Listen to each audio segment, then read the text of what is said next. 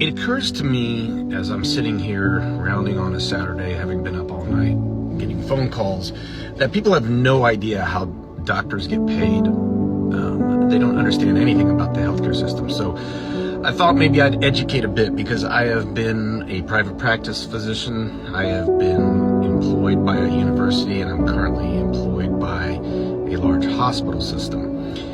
It used to be that most doctors were private practice. We would charge a fee and get paid a fee.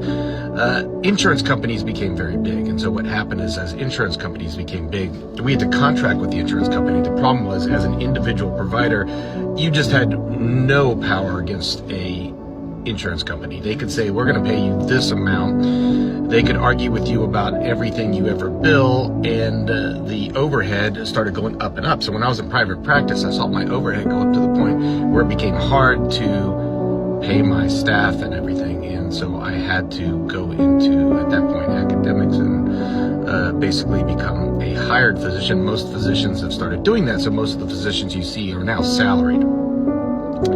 Physician costs, physician fees make up about 15% of the total healthcare cost. What's been happening over the years is physician salaries have been going down and down and down. Physicians are still paid fairly well.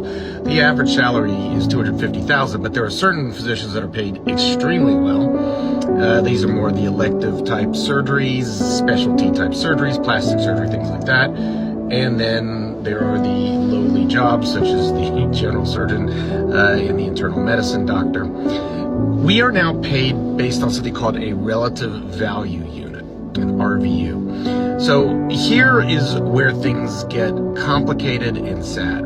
A relative value unit is given basically your relative value per what you do, and we are based, our salaries are based on this relative value unit. Now, a relative value unit for me to do a surgery, like let's say I'm going to do one of my main surgeries, a GI surgery for reflux. I'm going to get 25 relative value units for that surgery.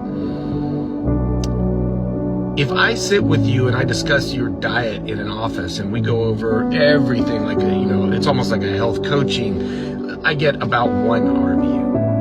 So you can see where there's this huge discrepancy. And the problem is that the relative value unit favors procedures. Now, of course, a procedure is much more stressful than me sitting in an office. It takes longer. There's bigger risks of complications, and it took me many years to train in order to be able to do that, but you can still see where the problem happens when it comes to these relative value units. And now the relative value units are being paid less and less over time.